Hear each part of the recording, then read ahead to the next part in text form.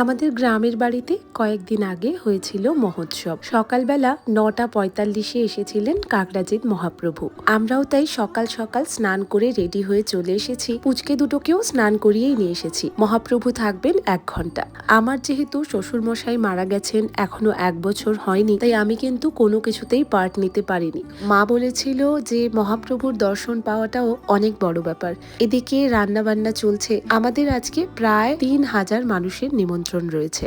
এখন বাজে ১০টা। আমরা বসেছি এখন খেতে। মুড়ি, শশা, সাথে চানাচুর আর মিষ্টি। আলু ভাজা ছিল, তবে আমরা যখন বসি ততক্ষণে শেষ ওটা। শ্রীহু আর পিঙ্গুটাও বসেছে আমাদের সাথে খেতে। কয়েকদিন শ্রীহুর শরীরটা ভালো ছিল না, তাই ওর খাবারে অরুচি, তাই যখন যা খেতে চায় কোনোটাতেই এখন আর বাধা দিই না।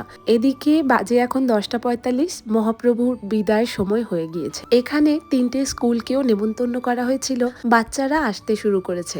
ওরা বোধহয় ওদের মিড ডে মিলের টাইমটাতেই এসেছে। আগের দিনই বলেছিলাম যে বাচ্চাদেরকে পেন, পেন্সিল এবং ইরেজার দেওয়ার একটা ব্যবস্থা আমার বাবা করেছে। সেটাই শ্রীহু আর পিঙ্গু দুজন মিলে সবাইকে দিচ্ছিল। ওরা তো ছোট, ওরা সবটা পারবে না, আমরা কিছুটা দিলাম, আর বাকিটা ওখানে যারা ছিল সবাই মিলে দিয়ে দিয়েছে।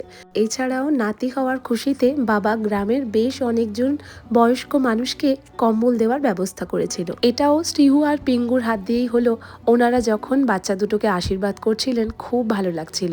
এই ভিডিওটা বেশ কিছুদিন আগে, তখন আমার নাচের রিহার্সাল চলছিল মেলার জন্য, তাই আমরা খুব বেশি দেরি করিনি, খাওয়া দাওয়া করে বাড়ি ফিরব। মহোৎসবের প্রসাদ আমার বরাবর খুব খুব প্রিয়, তবে সেদিন আমার শরীরটা একদম ভালো ছিল না, তাই এত কিছু খাওয়ার আমি ভালো করে খেতেই পারলাম না। তবে প্রত্যেকটা রান্না খুব ভালো হয়েছিল। খাওয়া দাওয়া শেষ করে এখন ফিরবো বাড়ি। সেদিন বাড়িতে আমাদের সমস্ত আত্মীয় স্বজনরা এসেছিলেন, তাই বাড়ি ফিরতে ইচ্ছে তো করছিল না, কিন্তু উপায় নেই। তার উপর পুচকে দুটো ঘুমের জন্য কাহিল, তাই ওদেরকে নিয়ে এখন ফিরছি বাড়ি। পুজো, মহোৎসব সব নিয়ে 2টো দিন আমাদের খুব ভালো কেটেছে।